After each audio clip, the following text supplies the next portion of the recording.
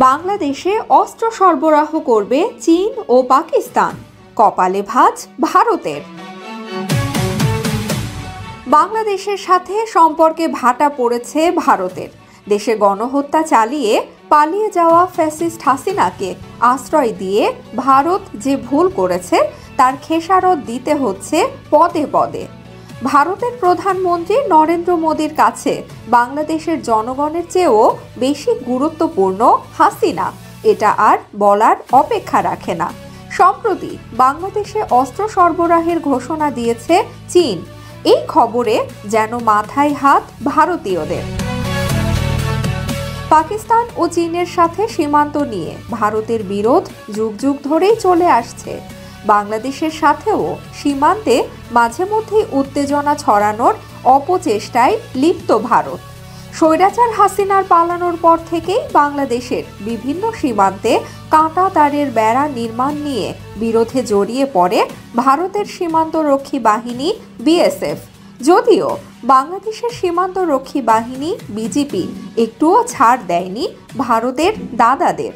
চোখে চোখ রেখে নিজেদের জমির 1 ইঞ্চি মাটিও ছেড়ে দেয়নি ভারতকে।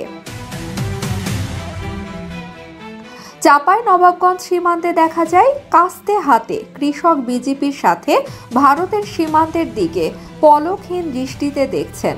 মনে হচ্ছে ভারতের বিএসএফ যুদ্ধে জড়িয়ে যাবে বাংলাদেশের সাথে। এসবের পরই হঠাৎ করে চীনের রাষ্ট্রদূত ইয়াওয়েন বাংলাদেশে চীনের তৈরি সামরিক অস্ত্র বিক্রির আগ্রহ প্রকাশ করেছে, যা নিয়ে চলছে রীতিমতো তোলপাড় অবস্থা। যদিও বাংলাদেশ ও চীনের মধ্যে সামরিক সম্পর্ক দীর্ঘদিনের। স্বাধীনতার পর থেকেই বাংলাদেশের সশস্ত্র বাহিনীর জন্য সমরাস্ত্র সরবরাহ করে আসছে চীন।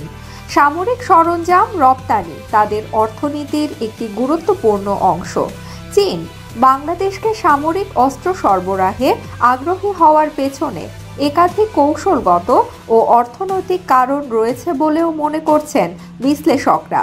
চীন মূলত এমন দেশগুলোকে অস্ত্র সরবরাহ করতে চায় যারা তুলনামূলক সস্তা এবং কার্যকর অস্ত্র খুঁজছে। সেক্ষেত্রে চীন বাংলাদেশের সামরিক বাহিনীকে শক্তিশালী করার মাধ্যমে একটি নির্ভরশীল কৌশলগত অংশীদার তৈরি করতে চায়। শুধু চীনেই নয়, ইউরোপের বিভিন্ন দেশ এবং তুরস্কও এখন বাংলাদেশে সমরাস্ত্র সরবরাহ করতে আগ্রহী। অপরদিকে পাকিস্তানের সাথেও বাংলাদেশের সম্পর্ক ভালো হচ্ছে। পাকিস্তানের জাহাজ বাংলাদেশে এসেছে কয়েক দফা, তাও আবার বিভিন্ন পণ্য নিয়ে। এসবে এখন জ্বলছে ভারত। চীন ও পাকিস্তান ভারতের ঘোর শত্রু। বাংলাদেশের সাথে তাদের সম্পর্ক ভালো হওয়া নিয়ে বেশ উদ্বিগ্ন এখন দাদারা।